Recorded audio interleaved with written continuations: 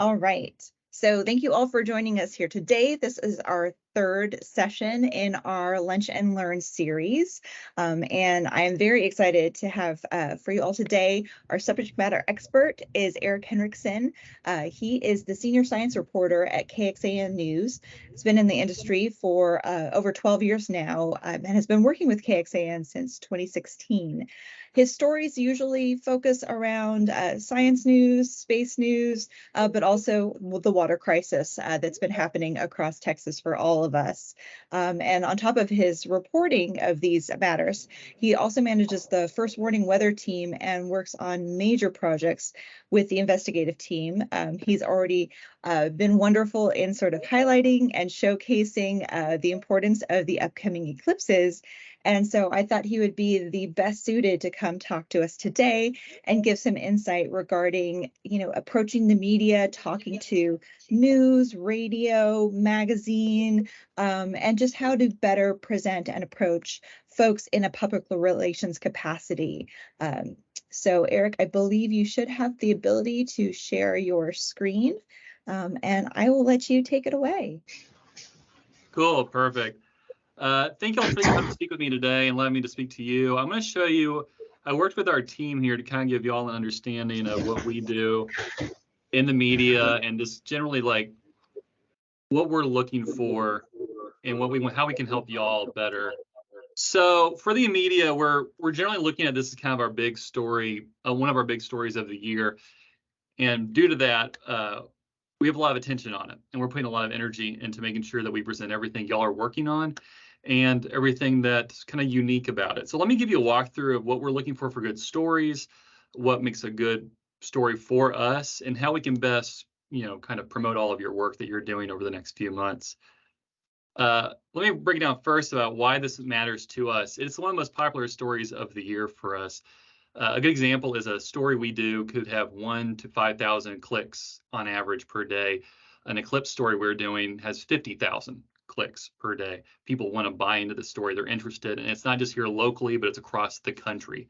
Our stories are shared out in a lot of news stations. Our stories are shared out, not just in the local area, but literally in stations in Sacramento and New York and all over the place. So it's not unusual for me to see a story I wrote pop up somewhere else completely. And it's kind of strange when you see some weird call letters and you're like, wait, what did I do? But it happens. And so we have to be very cognizant of that these stories are getting wide play and people are searching for the eclipse. We see it constantly. The 2017 eclipse brought us tens of thousands of new readers to KXAN. So we have a lot of value we're getting out of these stories, and we're making plans just like you are. So this is a breakdown of KXAN's plan. Just KXAN's plan. I can't speak for all the other news stations. I'm assuming they're doing something similar. Not every news station has a science reporter, so I'm kind of on top of this here. But we're doing monthly stories leading up to the eclipse. We've built a resource page on our website at kxan.com/weather/eclipse. We have our own page just devoted to eclipse stories. We're doing live reports on April 8th, and we're probably gonna do some sponsored events somewhere in the Hill Country, in Central Texas, and in Austin. We're not quite sure on the details of that yet, but we're kind of working through that now, looking for people who want to sponsor, maybe people who want to host us for those events. So I'm going to explain what makes a good news story. So this could help you finding things that we might be interested in and finding ways to share your story. We're always looking for things that have a local impact. This could be anything that hits us at home, and I mean anything. Today I was on a story at UT and they were talking about this grass that was growing. This grass is causing wildfires and allowing wildfires to propagate, but it hasn't done that here yet.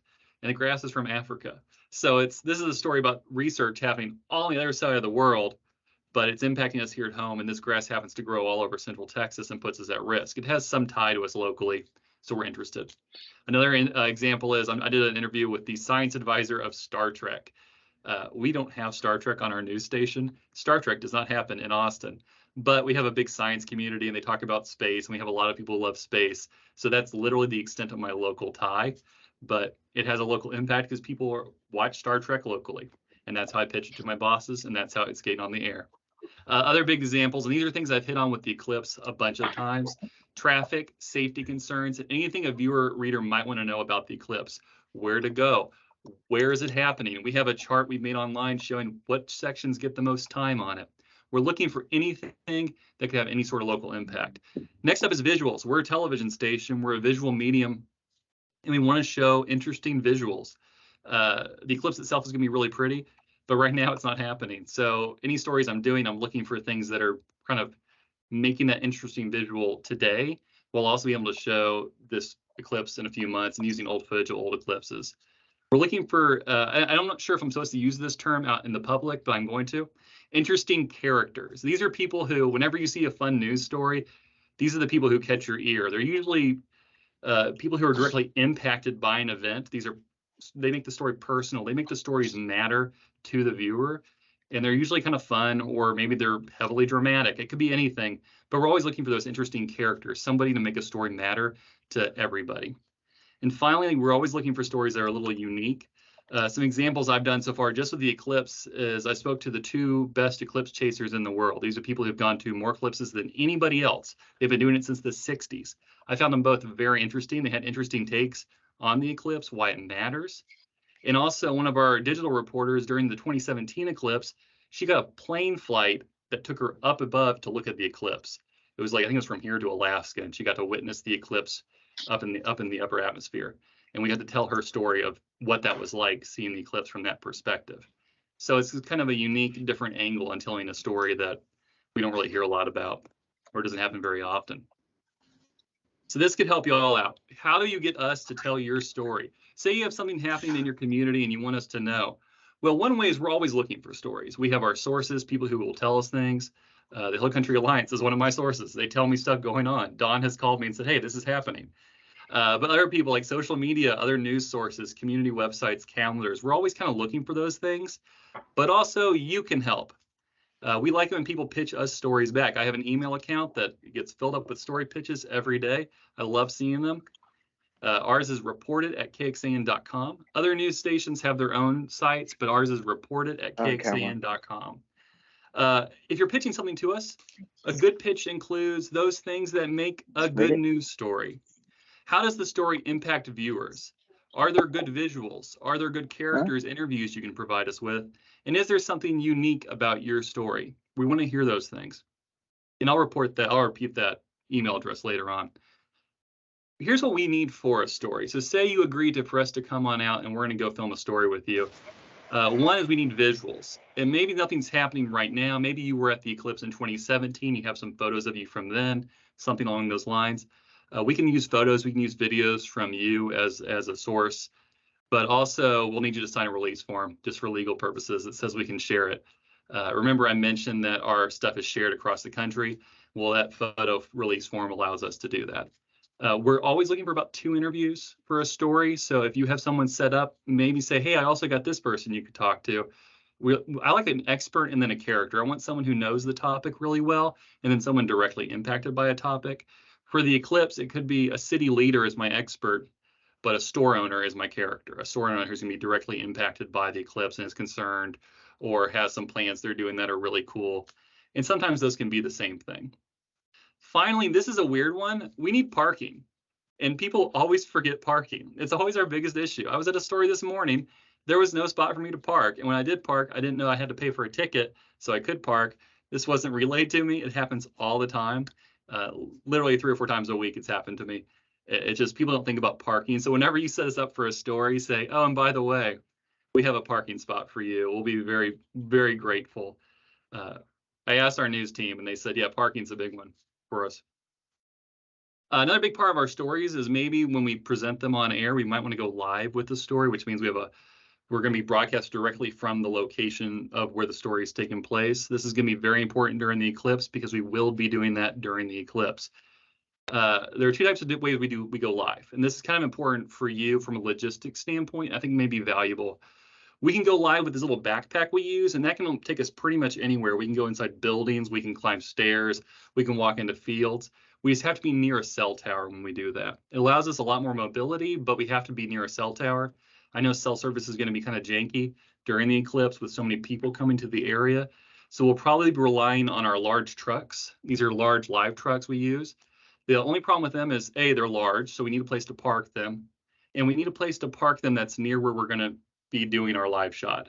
We have to run cables and all sorts of things out to the reporter.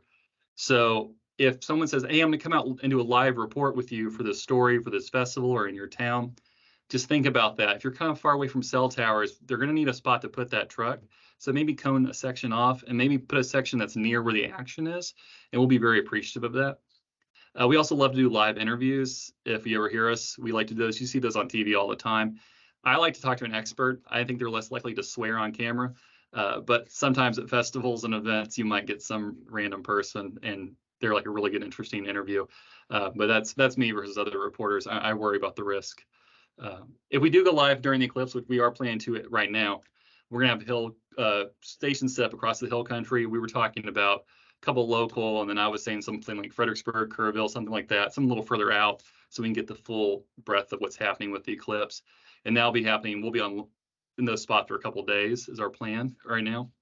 We're looking for events with lots of activities and people, and of course a place to park and set up.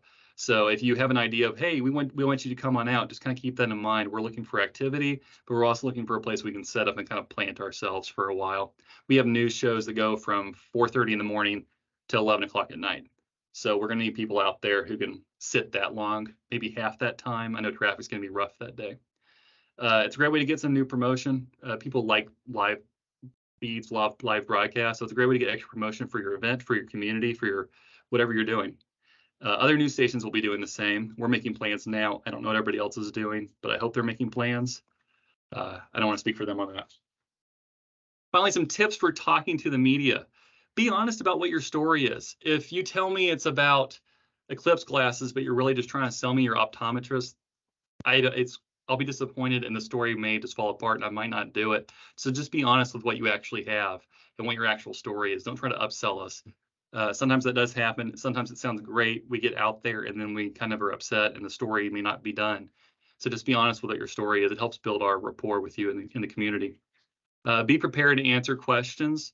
We usually don't send questions ahead of time. We don't like to do that. We might send some bullet points or talking points, but I'm not going to send my questions because honestly, for me, I don't remember my questions when I get out there. I write down a few notes of things I want to touch on, and then I like to have a conversation with whoever I'm talking to and learn from that conversation. A lot of other reporters are the same. Also, when people know the questions ahead of time, they practice their answers, and it looks really weird on television. So we don't like that all the time, and they're usually really constructed. And I like it more natural.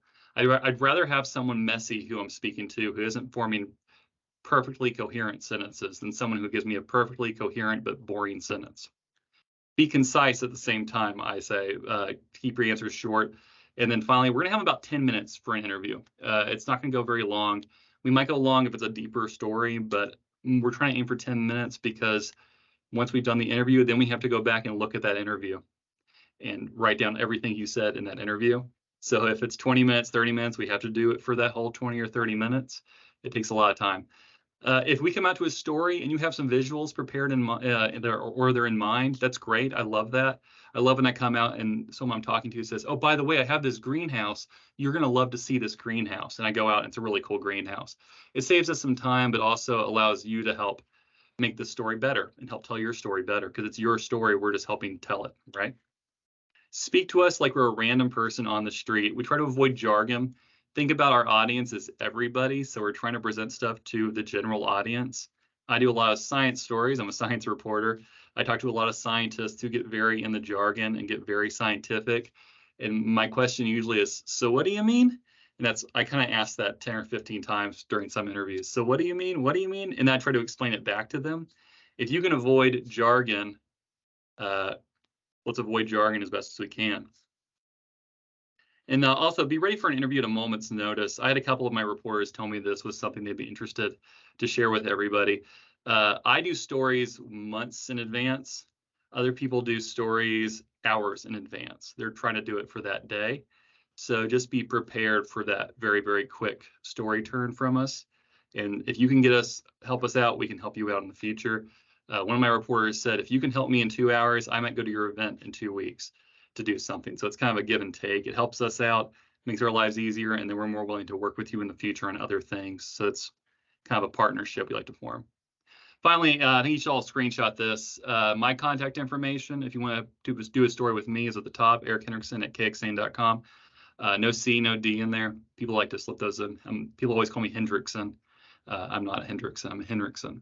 Our general email, again, is reported@kxan.com. And this list of our other news sources in the Austin area: KVU, CBS Austin, Fox 7, Spectrum News 1, Austin Chronicle, Austin American Statesman. There's dozens of others that I didn't mention there. They all have their own reporting source. So go to those websites, find there, send us your story link. I tried to list them at one point, and it took me 2 or 3 slides. So I just broke it down to just their list. But yeah, you can always send us stories. We'd love a good story being sent to us. And also on days where there's no stories and all of a sudden we have a story from you from a week before, that's always very helpful to go, oh, we can do this now. We have the time. So sometimes it may not happen that day, but we may get to your story in a few days.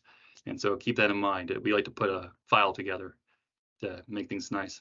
And that's all I had to say. I'm ready for questions, I guess, Don.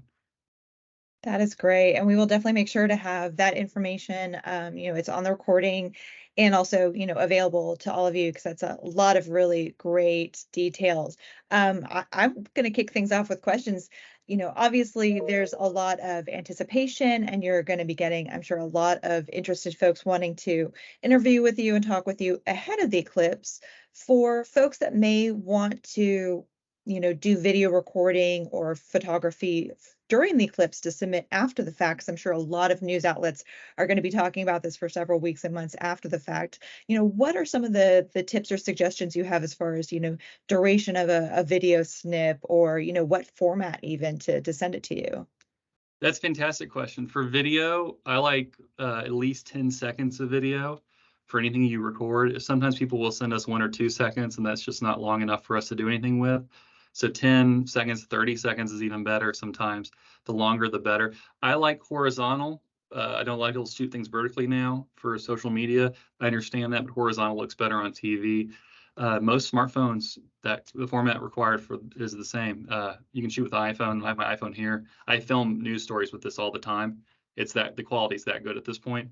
So you can just send us that and we'll put that on TV. We will ask again for you to sign that release when you do send us photos and video. For photos, higher quality is the better, of course, but again, a phone photo is just as good as a video. We don't mind those at all. And I'm sure people will send them to us after the eclipse and maybe previous eclipses, so they can do that too. Great. We did have a question in the chat. Is it newsworthy to tell about upcoming events? So this person specifically mentioned that they're hosting a retreat called Soul Eclipse Retreat that's different from the rest of the events going on in the Hill Country. Absolutely. That falls under the unique category. And we'd have to talk more about it to learn how newsworthy it is. I didn't really mention this, but we have different kind of levels of how much news we're doing. There's full reporter stories, and there's also like smaller stories that are kind of mentions. And sometimes those things, depending on how much meat is on the bone, I guess, warrants what type of storytelling it is. So sounds like a unique event. I'd love to hear more about it. You can email me the details. Great. Please feel free to either raise your hand or unmute yourself if you've got a question. Hopefully we'll have enough time to get to everybody.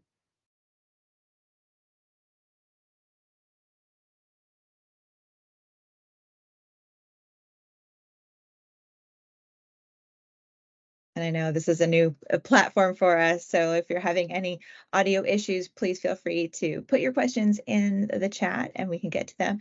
Rain, you have a question. Yeah, hey.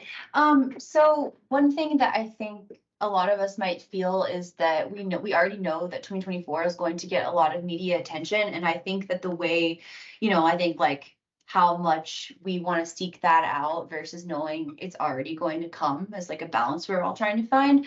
But I am curious, like one thing that could really help us with the media is like communicating messaging to visitors, like what the visitors coming can do. And I kind of wanted you to touch on that and like how we can work with media to get that message out, because I think that's what we all need more than anything.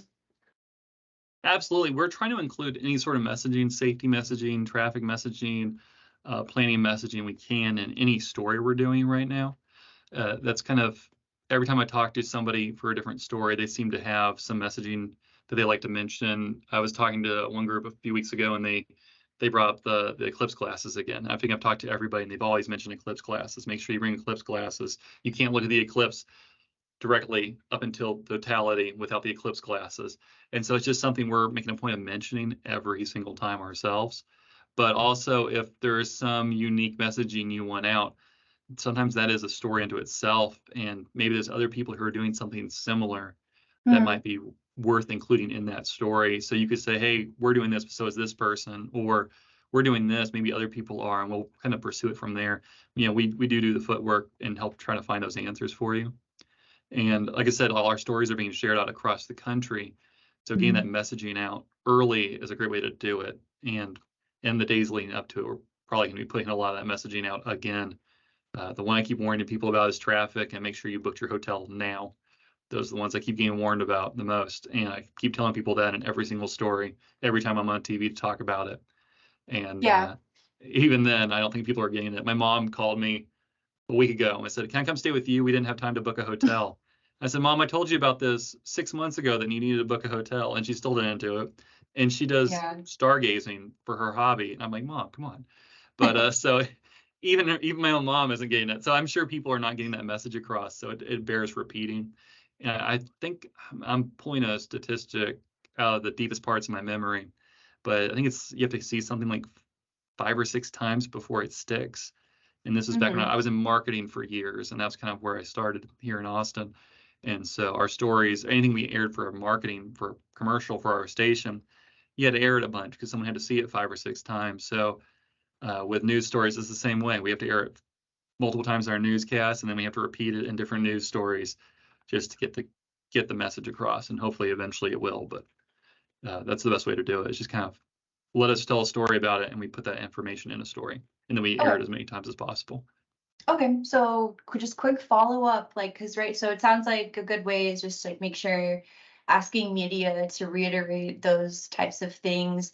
But as we get closer, the communication is going to shift to kind of like, for us, we want to encourage visitors coming to like get their groceries, as much water and stuff like they can before they come in, as to just not like add to the traffic, chaos, lines, depletion of resources type of thing. What do you think would be a good timeline to kind of start pushing that type of messaging out for like from the media? I would say a month out, you probably want to start putting those things out there, and then the week or two preceding, probably the week leading up to it. Since the eclipse is on a Tuesday, my suggestion, and this is what I'm probably planning myself, is you want the stories to air no later than the previous Friday. Stories there on Friday will be re-aired multiple times on the weekend. There'll be multiple shares on the weekend. So it's a way to get the message out and maybe catch a few more people who didn't catch it. A story that airs on a Friday may air 10 more times over the weekend, just because of the way weekend shows and staffing kind of work. I know it's kind of weird to mention, but staffing's limited on the weekends. And so we re-air stories that have a greater impact. So you'd want your stories to air no later than the Friday before. That's air. You probably want a reporter talking to you no later than the week before. Just so we have clarification, it's actually on a Monday. Oh, it's on a Monday. I can't even tell time anymore. So definitely the Friday before is the latest. Okay, thank you. I'll kind of piggyback on some of the things that you mentioned when answering Rain's question. You know, you had discussed earlier about a lot of other news outlets and affiliates in other states picking up your news reports and so forth. Do you ever provide news reports to those other, outlets or such, or is it mainly just that one-way communication? It's a partnership. We are owned by the same corporation and have the same. We have a corporation that owns us, but also NBC, which we're partnered with as an affiliate of NBC. So our stuff goes through them and they send stuff to us, and then vice versa for the corporation itself, which owns, I think, 150 news stations across the country. It's the largest TV corporation in the country of local news stations. And so all that stuff goes into a big file that they all then can share out to each other. And they do the same to us. If something's happening in Washington State, some of the video I've pulled for my stories from the 2017 has been like Washington State, Oregon, stations up in that area, because they had good video. So awesome. Yeah, it all goes both ways. That's good, because I know a lot of the information that we're hoping to get out, we do expect folks from around Texas to be coming to the Hill Country, from other states, but obviously, every state west of us, northwest of us, and most of the west, states north of us are not going to be on the path of totality. So obviously, we want to try to get a lot of news out to those folks that are most likely going to be coming our direction. Right, and our stuff does go to them, and they do reuse it. I see a lot of our stuff here in the California TV stations. I have like a Google alert for my stories, just to see where it happens, and I'll see it pop up occasionally of it airing somewhere else, or I'll get messages from reporters and anchors saying, "Oh, we heard your story," or whatever. Like they'll message me, and vice versa when we see their stuff, we like it. So it's yeah, it kind of goes both ways. So yeah, you can definitely get our stuff. A story you do about us locally could be seen as far as, I mean, Alaska. I think we have a station in Alaska that sees stuff, so it can go pretty far. I was wondering what we've heard from Austin area. I know that we're kind of talking more about Hill Country and smaller towns, but what kind of preparation, or what is Austin expecting for the eclipse? We haven't heard much, honestly. We've been focusing more on the Hill Country, but the people I've talked to, we've been concerned about traffic, and I've talked to some of the school districts here, and I've talked to AISD about it and what their thoughts were. And we've looked at Westlake area, and we've chatted with them a little bit.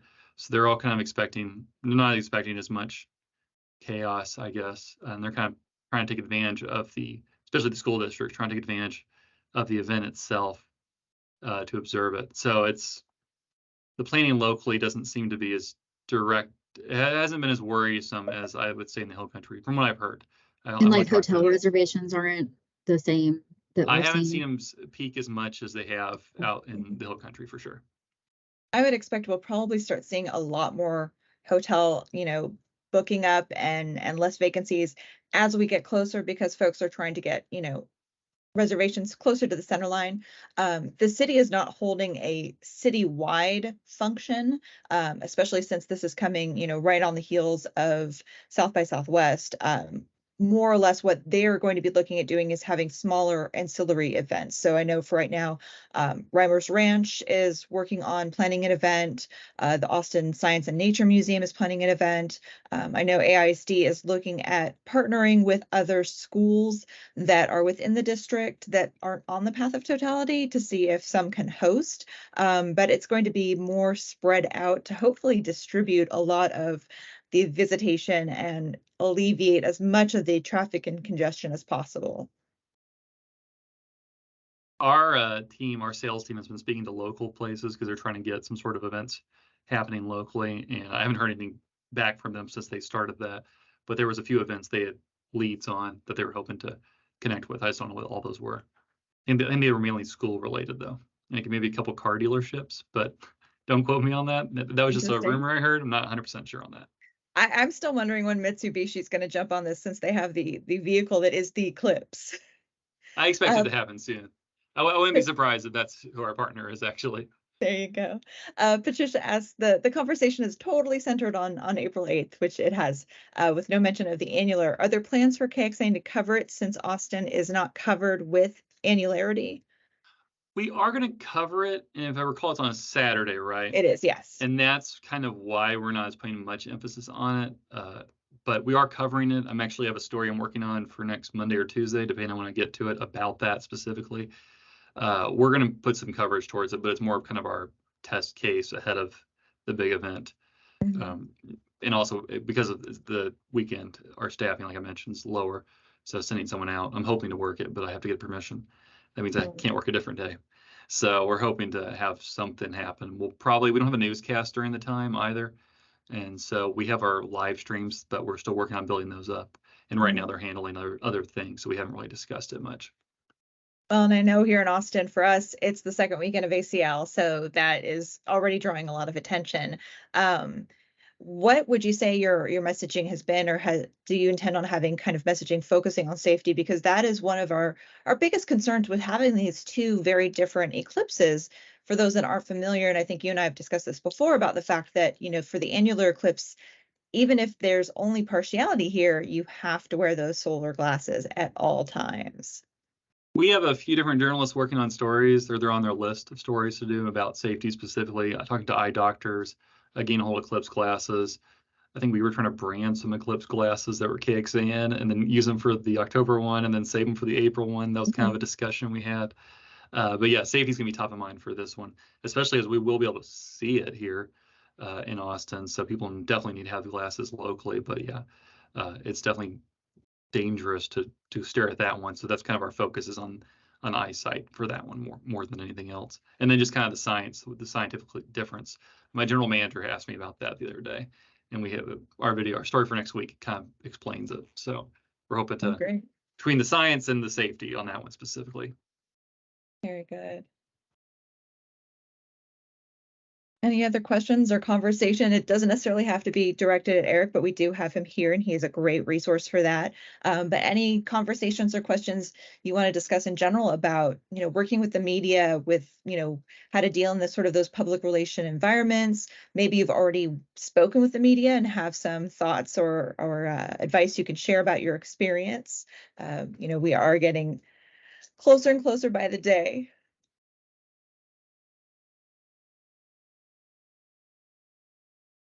Has anyone already been involved with either their local news or local, newspapers or magazines that want to share some insight? Lindsay, I see you nodding your head there.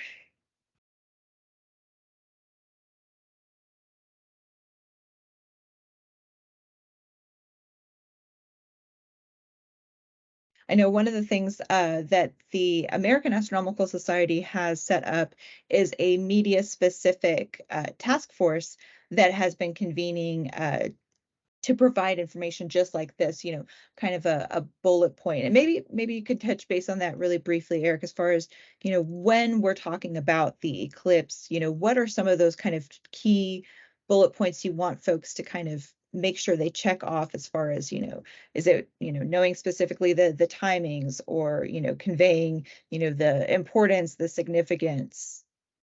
I think for us, it's timing, impact. I think people are going to keep mentioning the traffic because that's our biggest concern from our perspective, and safety is our other big concern. We've talked to communities about how they have first responders. I want people to be aware of, hey, this is where your first responder situation is like. We kind of want to, if there are any issues, we want to reveal them ahead of time as opposed to finding out about them on the day of. We've had timing, we've had location. That's kind of the other big things we want to focus on. The location's important for us. We make sure people are in the right spot and they're not endangering themselves. From what I've been told, people are planning to just stop in the middle of the street and look up. I've heard that from a few sources. And so we'd like to avoid that as best as possible, make sure that everyone's in a proper position and just get that messaging out ahead of time. We want people to be safe. Safety is our number one priority, I guess. From a standpoint of, obviously we've talked a lot about the scientific aspect, the logistical aspect, but what about kind of the more personal, emotional aspect, when it comes to, especially telling the story, if it's somebody telling a story about their experience in 2017 or anticipation for 2024 or a video for after the fact, what are some of the more, slice of life or personal interactions you're hoping to kind of garner? Well, I've already talked to eclipse chasers who've given me great perspective on how people react. And so I'm hoping to find similar people who have had experiences in the past. I've been told people have cried. I've heard about panic attacks, heart attacks, just from the shock of a total eclipse. Yeah, some pretty intense reactions we've heard about.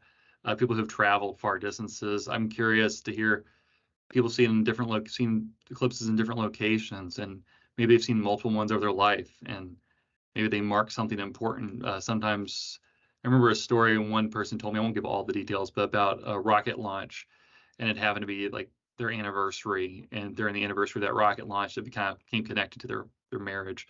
And that was like an interesting way of talking about something scientific, but in an emotional way. And so I'm always looking for those connections. And we all are, the whole team is for sure.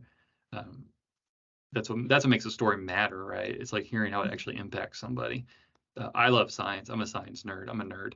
I admit that openly, but that's not as important to other people as it is to me, right? So other people are more interested in the emotional aspects of it and events that have happened around eclipses and events that have happened around major events in our community that get marked by it. I mean, I think we're all marked by the winter storm. We're always all gonna have memories for the winter storm, all of us who are here. And so this isn't as dangerous, but I think it's as big of a marker in our lives.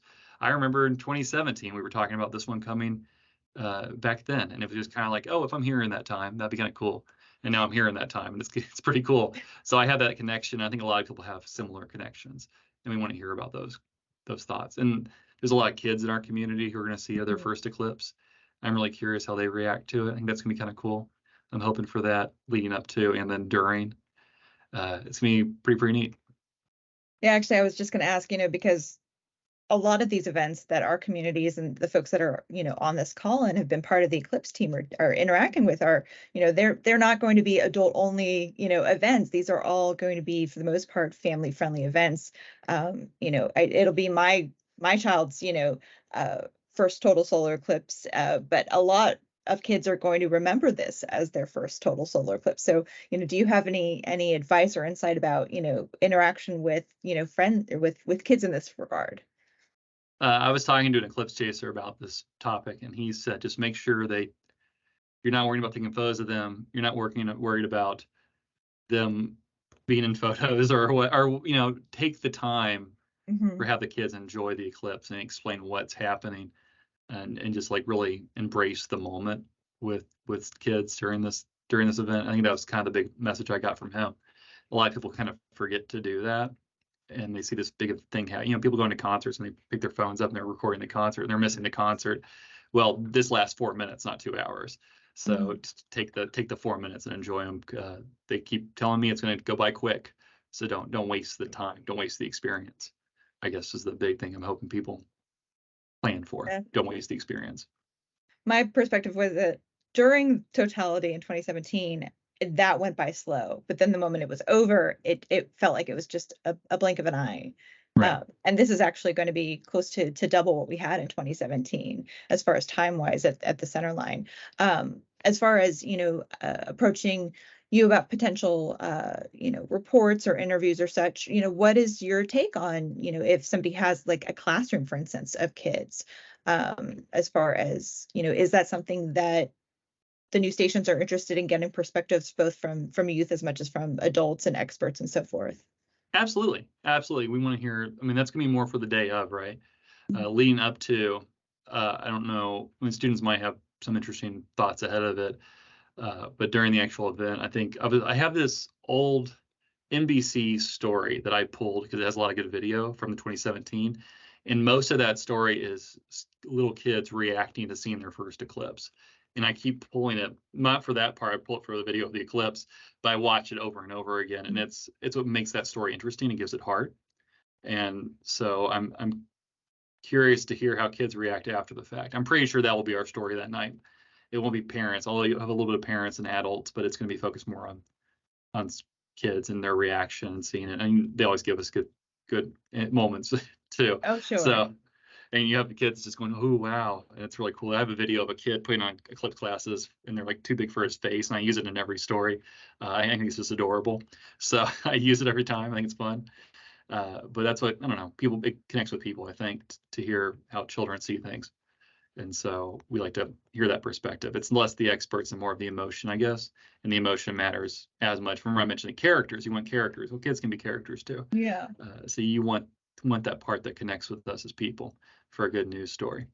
And that's what that is. It's usually much more innocent and unfiltered and right. unbiased reaction from kids. Awesome. All right, well, we have got about 18 minutes left.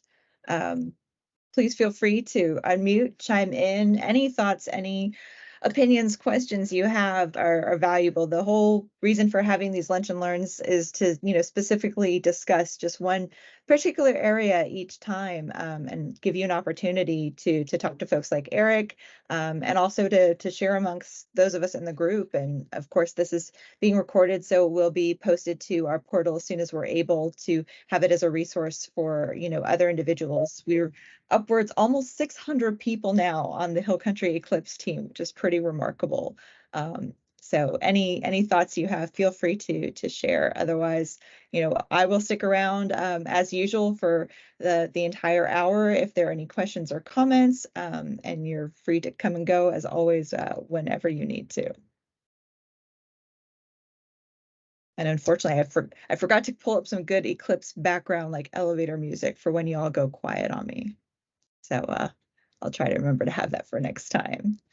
I will say our next Lunch and Learn is 2 Tuesdays from now, and that is going to be with Spencer Zamora, who's going to be talking about travel and tourism. She's with the Governor's Department of Travel and Tourism for the state of Texas.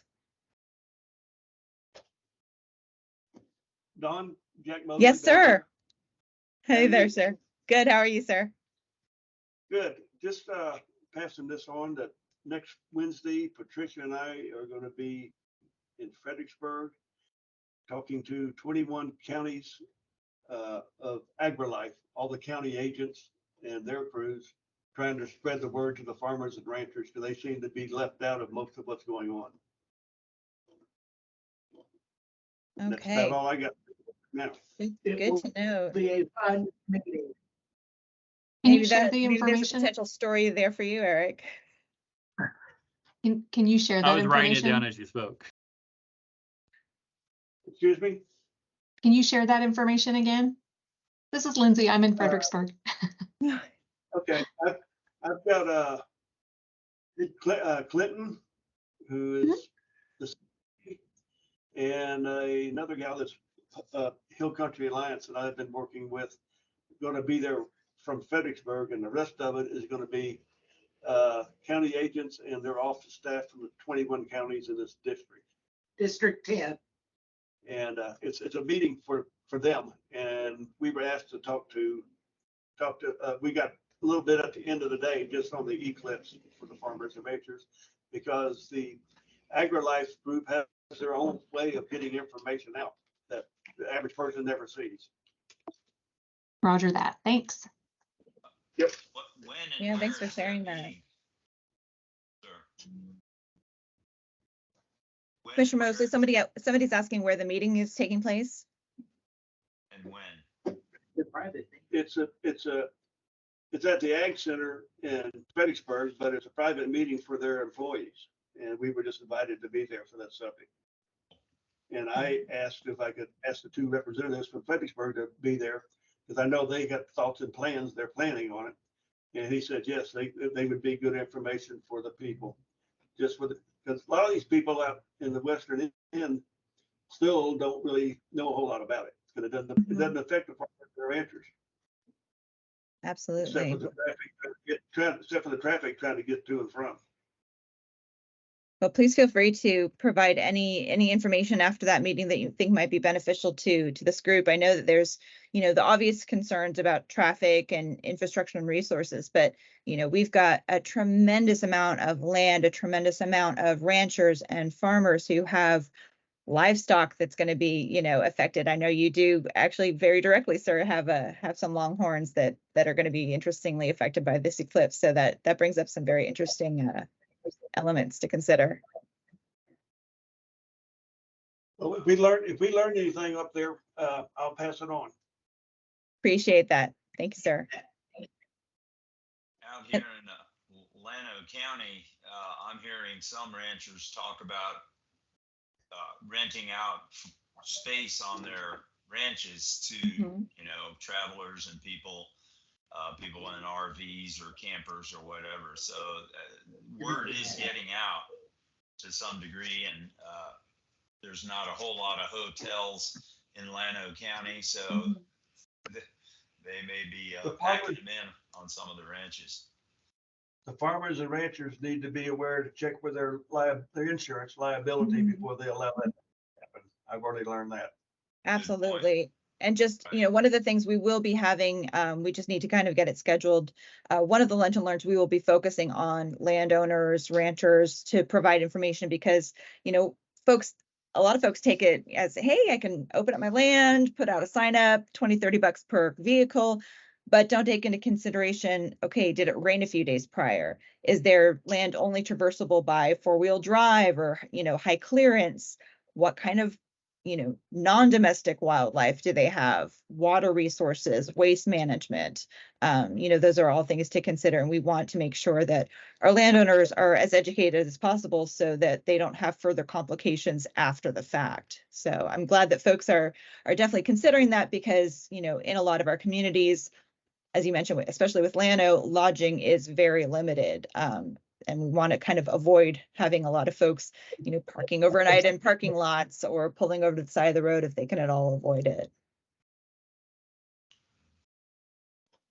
Let's see. Rain did mention, and I'll bring it up now. So as a reminder, and for those folks that may not be aware, the annual or the American Astronomical Society's biannual eclipse workshop is taking place in San Antonio on the 29th and 30th of this month. I believe registration is still open. There is still lodging accommodations available in the area. I know I'm going to be there in person, and it looks like Patricia's also going to be there. It is a hybrid format, so if you are unable to attend in person, it does have an option for registering. I think it's $100 to register for 1 day, and then I think it's 1 or 2 days, and then it's like $25 for the virtual option. And then usually about 2 to 3 weeks after the conference, they will have all the video and recordings from their breakouts and plenary sessions available, much like they have all of the video recordings from the past workshops. But that will be right here in our backyard, and that is going to be taking place at the Scobie Science Center in San Antonio at the end of this month. And the Austin Astronomical Society just sent out an email yesterday associated with that event down at the Scobie Center on Sunday, October 1. They're hosting the Sky and Telescope writer is hosting a engaging the public seminar. Mm-hmm. And apparently there's room for that. So anybody interested, I think that's free. That is free, yes. You do need to register for it. And I'll make sure that that information goes out for anyone that's interested. I don't know if they have completely opened up registration yet, but I know that the different committees that are working on both the Eclipse workshop down there and the Alamo Area STEM Ecosystem Eclipse Team are trying to put together a workshop for anyone that wants to attend the Thursday before on the 28th and learn how to assemble and program the light sound devices that are used to provide eclipse experiences for the visually challenged and impaired. So once we get that information, we'll put that out. So if you're not doing anything that Thursday through Sunday, there are a lot of opportunities to do a lot of hands-on eclipse work. Can you elaborate on what a light sound device is? Yes, and unfortunately, I don't have mine nearby. I actually attended a workshop at the University of Texas at Austin a few months back. It is a device that has a type of photo receiver that reads the light brightness and can be connected to either a pair of headphones or to a hub that other folks can plug multiple headphones in. And it takes the overall light brightness and gives it a pitch. And so as the sky darkens, as it gets closer to totality, that pitch shifts. And then when it comes out of totality, that pitch increases so that somebody who is not able to witness with their eyes will still get to experience the eclipse audibly. Cool. It is very neat, and it was very cool learning how to wire and solder all these devices together. And I know that any organization or group that is looking to benefit from these can be connected with the various groups that are setting up these workshops. They're trying to produce as many, and I think their goal for that day is to try to get between 25 and 50 of them made, and they're usually given out to organizations, schools for the blind and other groups that are, working with those individuals.